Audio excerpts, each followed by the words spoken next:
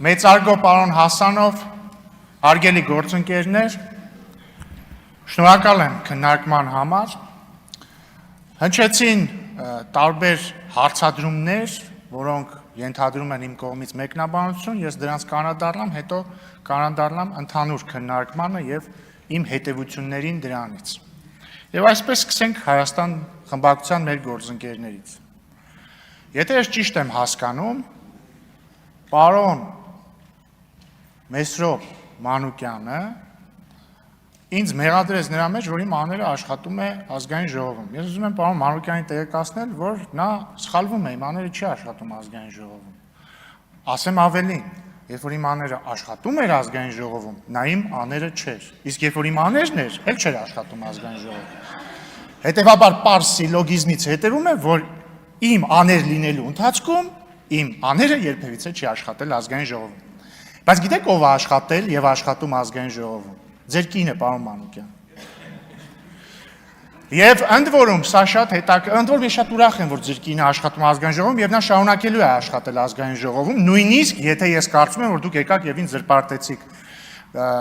այս բարձր ամբիոնից, բայց դա կարեւոր չի։ Ձեր կինն է եւ դուք էլ դուք եք։ Բայց համաձայնեք ինչ ասեմ, հետևողականության մի փոքր պակաս կա ձեր խոսքերում։ Եվ համաձայնեք, որ նաև այդ թվում այն ժամանակ, երբ որ ձեր խմբակցության պատգամավորները մեզ մեղադրում են բռնաճնշումների մեջ, այդտեղ էլ անհետևողականություն կա, որտեղ այդ նույն ընթացքում, օրինակ ձեր կինը կամ ձեր ցուցակում ներառված Էլինար Վարդանյանի հարազատ քույրը աշխատել եւ աշխատում են ազգային ժողովում։ Ահա այսպիսի բռնաճնշումներ։ Հաջորդը, պարոն Մանուկյանը եւ տիկին Գրիգորյանը ինձ մեղադրում են նրա մեջ, որ իմ եղբայրը աշխատում է առևտրային բանկում։ Ես նրանց ավելի աբսուրդային մեղադրանք կյանքումս լսած չկամ։ Իրավիճակը հետևյալն է, իմ եղբայրը Լևոն Ռուբինյանը, ում ուզում եմ ողջունել այս ամբիոնից, ինքը վստահաբար չի հետևում, բայց հետո կտեսնի երևի, 2007 թվականից, այսինքն արդեն 19 տարի աշխատում է բանկային համակարգում։ Իմ եղբայրը 2007 թվին էր աշխատում բանկում, 2008 թվին, երբ որ ասում է, որ ԱԱԾ-ից եկան մեր տուն, հորս հրավիրեցին ԱԱԾ 3 ամիս հետ չեկավ։ Այդ ժամանակ, երբ որ պարոն Քոչարյանի հայրը նախագահ էր, պարոն Կարապետյանի հայրը ՀԿ խմբակցության ղեկավար էր, այդ ժամանակ էլ իմ եղբայրը բանկում էր աշխատում։ Մասնագետ, ոնց էր կոչվում, մասնագետ էր։ Բանկային մասնագետ էր 2007 թվականին։ Իմ եղբայրը շարունակում էր աշխատել բանկում 2009 թվականին, 2010 թվականին, 2011 թվականին։ Սերժ Սարգսյանի ամբողջ նախագահության օրոք, երբ որ պարոն Մեսրոպ Մանուկյանը ՀԿ խմբակցության պատգամավոր եւ գեներալ Մանվել Գրիգորյանի օգնականն էր, այդ ժամանակ իմ եղբայրը շարունակում էր աշխատել բանկում։ Եթե բանկն էլ հետաքրքիր ասեմ, գովազ չլինի, բայց Ինեկո բանկում էր աշխատում։ 2017 թվականի դրությամբ, երբ որ ես ընդդիմադիր էի, իմ եղբայրը Ինեկո բանկի գործառնական տնօրենն էր եւ վարչության անդամ։ Եվ ստանում էր ավելի բարձր աշխատավարձ, քան դուք հենց հիմա ստանում եք, տիկին Գրիգորյան։ Հուսով եմ կբարձրանա ձեր աշխատավարձը, բայց երևի էլի չի հասնի այն ժամանակվա իր աշխատավարձին։ 2017 թվականին, կրկնում եմ, հեղափոխության նախօրեին իմ եղբայրը աշխատում էր Ինեկո բանկի գործառնական տնօրեն եւ շարունակել է աշխատել Ինեկո բանկում մինչեւ 2025 թվականը։ Այդ ընթացքում չի հիմնադրել ոչ մի բիզնես, չի ներառվել որևէ բիզնեսում, շարունակել է աշխատել նույն իր աշխատավայրում, որտեղ աշխատել է 2007 թվականից եւ ամենավերջում զբաղեցնում էր Ինեկո բանկի մանրածախ բիզնեսի տնօրենի պաշտոնը եւ նաեւ վարչության անդամ էր։ Հետո 2025 թվականին մի բանկից տեղափոխվել է մեկ այլ բանկ, որտեղ իդեպ շարունակում է մի խանգարեք ինձ։ Որտեղ իդեպ շարունակում է զբաղեցնել նույն պաշտոնը գործառնություն չէ, մանրածախ բիզնեսի տնօրեն եւ վարչության փոխնախագահ։ Հիմա մեղադրանքն ինչու՞մ է, որ իմ եղբայրը աշխատել, մի բանկում աշխատել, հետո գնացել է մյուս բանկ աշխատել, մեղադրանքներն է, որ ահա այն մյուս բանկում եթե 25% մասնակցություն ունի պետությունը, ուրեմն շարի բախում կա, որտեղ բացատրեք ինձ։ Հաջորդը էլի ձեր այդ տարօրինակ տրամաբանությամբ Հա իմ եղբայրը 25% պետական մասնակցությամբ առևտրային բանկում է աշխատում, Մեսրոպ Մանուկյանի կինն էլ 100% պետական մասնակցությամբ ազգային ժողովում է աշխատում։ Եվ ո՞րն է ձեր տրամաբանությունը։ Եվ ամենավերջինը, Ժորժ ջան, ամենայն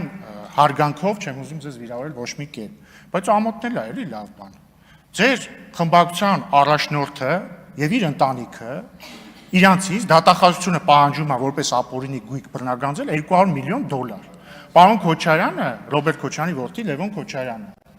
եթե չեմ սխալվում, 21 տարեկանում միլիոնատեր ա եղել։ Եթե սխալվում եմ, կներեք։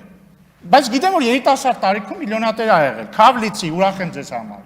Բայց միշտ անդրամաբանական է, էլի որ եկեք գալիս ասում եք պարոն Ռուբինյան, ինչա ձեր եղբայրը աշխատում բանկում։ Լավ է, այ քեզի բան։ Ընդ որում այդ որ ասում եք հենց պետական մասնակցություն մտավ սկսեց աշխատել, սխալ եք ասում, Ամիո բանկում պետական մասնակցությունը սկսել է 2022 թվականին, եղբայրս Ամիո բանկում աշխատում է 2025 թվականից։ Այսքանը ձեր խմբակցության մասին համոռացա, Տիկին Գրիգորյան, գիտեք ինչի չի մասնակցելու ձեր խմբակցությունը քվեարկությանը, որտեղ դուք վստահ չեք, որ քվեարկության ընթացքում չի պարզվի, որ ձեր պատգամավորներից մի քանիսը ինձ են քվեարկելու, այդ թվում դուք։ Հիմա անցնելով Հարգարժան ուժեղ Հայաստան խմբակցությանը։ Տիկին Ղարամանյան, ես ցավում եմ, որ իրոք այդ կեղծ լուրը կրկնում եք կամ գուցե տարընթերցման կարծիք կա, ներողություն էլի։ Այն ընթացքում, երբ որ դուք այս ամբիոնից ինձ ասում եք, որ ես լրագրողների համար նոր սահմանափակումներ եմ մտցրել, ես ֆրանսի նայեցի մեր սիրելի լրագրողներին, բոլորը ասում էին sense չէ, որովհետև եթե դուք ուշադիր զբոսնեք ազգային ժողովի տարածքով, բոլոր տեղերում կտեսնեք լրագրողներ։ Որևէ նոր սահմանափակում, որևէ չի մտցվել եւ չի մտցվելու։ Հաջորդը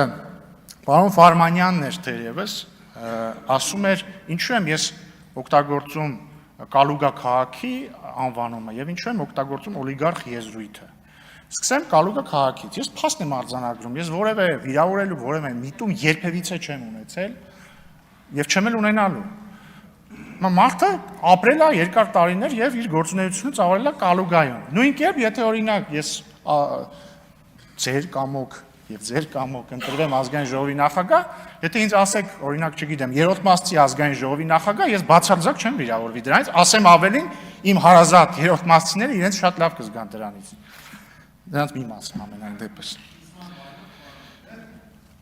Ուսման վայրով սխալ կլինի, որովհետեւ օրինակ, եթե ինձ ասեք Լոնդոնցի ազգային ժողովի նախագահ, դա փաստական սխալ կպարունակի, որովհետև ես Լոնդոնում ապրել եմ 1 տարի, Լոնդոնում չեմ կայացել որպես բիզնեսմեն, էլ ինչ ասեմ, իմ շահերի կենտրոնը Լոնդոնում չի, գրանցումս Լոնդոնում չի, Լոնդոնում անձնագրային գործ չունեմ, որի մեջ գրված է բան մի 6-ի մամուլի կենտրոն։ Նույնն է Լեհաստանում իդեպ։ Հաջորդը հարգելի գործընկերներ, օլիգարխի վերաբերյալ։ Պարոն Ֆարմանյան ճիշտ է ասում, օլիգարխ բառի սահմանումներն է մարդ, որը ազդեցություն ունի պետական համակարգի վրա։ Սամվել Կարապետյանի եղբայրը երկար տարիներ եղել է ՀԿ խմբակցության ղեկավար, ՀԿ падգամավոր, Սերժ Սարգսյանի աշխատակազմի ղեկավար, հիմա էլ Սամվել Կարապետյանի գլխավորած կուսակցության խմբակցությունը ազգային ժողովում, որը նույնպես պետական համակարգի անբաժանելի մաս է, իդեպ հարգելի գործընկերներ, եթե չգիտեք, ասեմ, դուք բոլորդ իշխանություն եք։ Այսինքն դուք օրենսդիր իշխանության մաս եք, դուք ընդդիմադիր եք իշխողուժին, բայց դուք իշխանություն եք օրենսդիր, դրա մի մասն եք։ Եվ հետեւաբար դա լրիվ մտնում է օլիգարխ սահմանման տակ։ Կրկին ես որևէ վիրավորելու միտում չունեմ։ Ես պետք է ասեմ նաև, որ ողջունում եմ Տիկին Արեգա Հովսեփյանի Ղարաբաղի բարբառով արված հետևյալ հայտարարության հետևյալ մասը, որ մենք հայրենիքում ենք։ Միանշանակ ողջունում եմ եւ ես ուզում եմ, որ մեր Ղարաբաղցի քույրերն ու եղբայրները, այդ թվում Տիկին Հովսեփյանը, իմանան, որ իրենք իրենց հայրենիքում են, դուք միանշանակ ձեր հայրենիքում եք, եւ ես երբ որ ասում եմ, որ ես ամեն ինչ կանեմ, որ իմ եւ ձեր երեխաները չտեսնեն երբևէ պատերազմ, ես այդ թվում նկատի ունեմ մեր սիրելի Ղարաբաղցի քույրերին ու եղբայրներին, որոնք այս 30 տարիների ընթացքում ավելի քան են տեսել այդ պատերազմը եւ էլ պետք չի տեսնեն։ Եվ իդեպ նաև միանշանակ կիսում եմ Տիկին Հովսեփյան ձեր ասածն առայն, որ ձեր որդիները ոչնչով առավել չեն մյուսներից, իմ որդին էլ ոչնչով առավել չի, եւ ես ինչի եմ ասում, որ ես պետք է ամեն ինչ անեմ, որ ինքը պատերազմ չտեսնի։ Որտեղ ես գիտեմ, որ երբ որ ժամանակը գա, ոնց որ ես եւ իմ եղբայրը չենք խուսափել բանակում ծառայելուց, նենց էլ իմ որդին չի խուսափելու, ինքը այլ երկրի քաղաքացիություն չի ստանալու։ Համենայն դեպս քանի դեռ չափահաս չի, ես չեմ գրանցելու իրան ուրիշ տեղ, ես չեմ արտագաղթելու իր հետ, էլ ինչ ասեմ, ինքը Փառք Աստծո առողջ է, հուսով եմ առողջ էլ կմնա։ Եվ եթե պատերազմ լինի, Աստված չանի։ Ինքը ոչ մեկից առավել չի լինելու։ Եվ ոչ ոք ոչ մեկից առավել չի լինելու։ Բայց կրկնում եմ, ես ամեն ինչ անելու եմ, որ այս հարցը չկանգնի ընդհանրապես։ Հա, պարոն Կարապետյան, հետաքրքիր բան եք ասում եք, ես չեմ ուզում, որ Ադանան քեբաբով ճանաչեն, որովհետև Ադանան իմ հայրենիքն է, նախ մի քիչ սխալ եք ասում, ոչ թե Ադանան են քեբաբով ճանաչում, այլ քեբաբն են Ադանայով ճանաչում, այդ թվում այն ժամանակներից, երբ որ Ադանայում հայեր էին ապրում։ Երկրորդը, բայց տարօրինակ է, Տաշիրն էլ է ձեր հայրենիքը, բայց դա ձեզ չի խանգարել Տաշիր պիցան անվանել Տաշիր պիցա։ Սա ինչի համար ասեցի։ Իրականում ինչ որ ես հիմա ասեցի, ինչ ասեմ, շատ ցածր մակարդակի բան էր, բայց ես ուղղակի ստիպված եմ անալոգիա բերել եւ ես կարծում եմ ընդհանրապես դուք բոլոր ձեր մի մասը, այսինքն նոր падգամավորներ եք,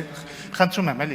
եմ, իմ հայրենիք Հայաստանի Հանրապետությունն է միակը իդեպ։ Ներողություն, խնդրում եմ մի ընդհատեք։ Ես ձեզ լսել եմ առանց ընդհատելու։ Ընդ որում հարգելի գործընկերներ, ձեզ շատերը երիտասարդ են կամ նոր падգամավոր են, կարևոր է, ես օրինակ կիսվեմ մի բանով։ Ես միշտ ինչ-որ բան որ ասում եմ, սկզբից ինքս մեծ անալիզ եմ անում։ Այս բանը որ ասում եմ, կարող է ես այդ նույնն եմ արել ժամանակին։ Եվ եթե մտածում եմ կարող է տես մեկնաբանել, չեմ ասում։ Հիմա սա ինչ եմ ասում։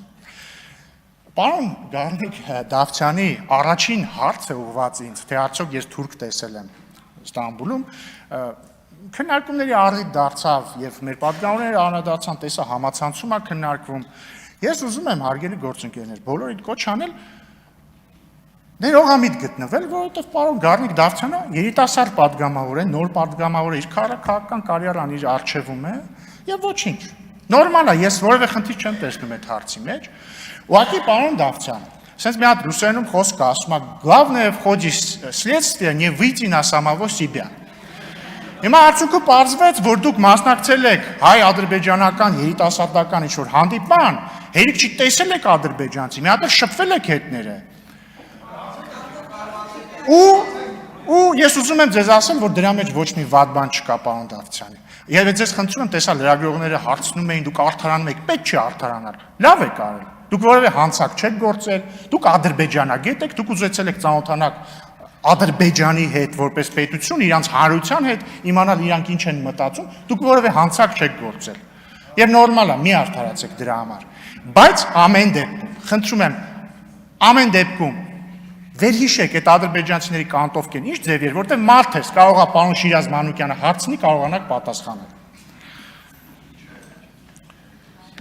Ընդհանուր առմամբ, հարգելի գործընկերներ, ես կարծում եմ, որ քննարկումը վատը չէր, եւ ես կարծում եմ, որ ի պատիվ մեզ բոլորիս բավականին բարձր մակարդակ էր քննարկումներում, այսինքն առաջին, երկրորդ օրն է եւ այս նիստերի նկարահանումների ժամանակ ոչ մի падգամավոր դեռ չի տուժել եւ դա ողջունելի է։ Եվ բայց պետք է ասեմ, որ եղել են բացառություններ։ Օրինակ, երբ որ ես ասում եի, չէ, ֆունդամենտալ խնդիրը ո՞րն է ցածր որակի խորհրդարանական։ Ես ասում եմ, ֆունդամենտալ խնդիրը ըստ իսենա, որ ընդդիմությունը չի ընդունում ընտրությունների արդյունքները կամ չի ընդունում ժողովրդի ընտրությունը։ Հիմա տարօրինակ զուգադիպությամբ, պարոն Կարապետյան, ձեր խմբակցության անդամներից մեկը, նույն այն անդամը, որը 2018 թվականի Թավշյա հեղափոխությունը անվանում էր թուրք-ադրբեջանական, էլ եկավ այս ամբիոնից, ասաց, որ Հայաստանում կառավարության ղեկավարին Ադրբեջանն է նշանակել, ազգային ժողովի ղեկավարին էլ ուզում է Թուրքիան նշանակի։ Այսինքն սա իմ հանդեպ չի, վիրավորանք։ Սա վիրավորանք է այն 720,000 քաղաքացիների հանդեպ, որոնք քվեարկել են քաղաքացիական պայմանագրին եւ հետեւաբար մանդատ են տվել քաղաքացիական պայմանագրին նշանակել վարչապետ եւ ընտրել ազգային ժողովի նախագահ։ Եվ հիմա ուզում եմ օրինակով ցույց տամ, էլի, ոնց է սա բերում զազրախոսության եւ հայոյախոսության։ Եթե ես, ինչպես ասում էր Տիկին Խամոյանը, զուսպ չլինեի, չէ, ես կարող եի, չէ, գալ հիմա վիրավորված, ինչ են ասել, ասենք, վիրավորել են մեր ընտրողներին։ Ասում են, որ ինձ ուզում է ոչ թե իմ ժողովուրդը միջնորդավորված մեր խմբակցության միջոցով ընտրի ազգային ժողովի նախագահ, այլ ինչ որ օտար երկիր։ Կարող էի, չէ, ասել, բայց մի վարքյան։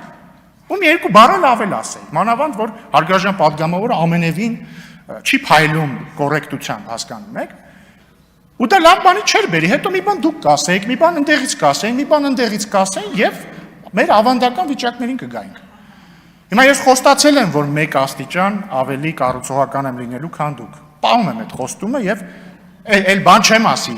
տվյալ падգամավորի մասին։ Ասեմ ավելին, ի տարբերություն նախորդ 5 տարիների, հիմա գրանցվի մոտս կարող է եւ ընդունեմ, բայց կարող է եւ չընդունեմ, չգիտեմ, թող փորձի։ Բայց ես կոչ եմ անում պարոն Կարապետյան, իդեպ ձեր ելույթը նորմալ է, այսինքն ելույթերը շատ մասերի հետ համաձայն չէի, բայց ոչի իմաստով ես կարծում եմ, ես համարում եմ, որ դուք ընդունել եք իմ առաջարկը եւ համարում եմ, որ Տիկին Գրիգորյանն էլ է ընդունել իմ առաջարկը բարեկիրթ լինելու։ Իդեպ Տիկին Գրիգորյան, ես չեմ առաջարկել «Ребята, давайте жить дружно», ես առաջարկել եմ լինել «Ребята, давайте быть բարեկիրթ»։ Ուզում եմ շնորհակալություն հայտնել սիրելի գործընկերներ, կրկին ուզում եմ շնորհակալություն հայտնել քաղաքացիական պայմանագիր խմբակցությանը իմ տեխնակցությունն առաջադրելու համար եւ շնորհակալություն հայտնել մեր սիրելի ժողովրդին, շնորհակալություն հայտնել քաղաքացիական պայմանագրին քվեարկած ժողովրդին, շնորհակալություն հայտնել քաղաքացիական պայմանագրին չքվեարկած ժողովրդին։ Շնորհակալություն։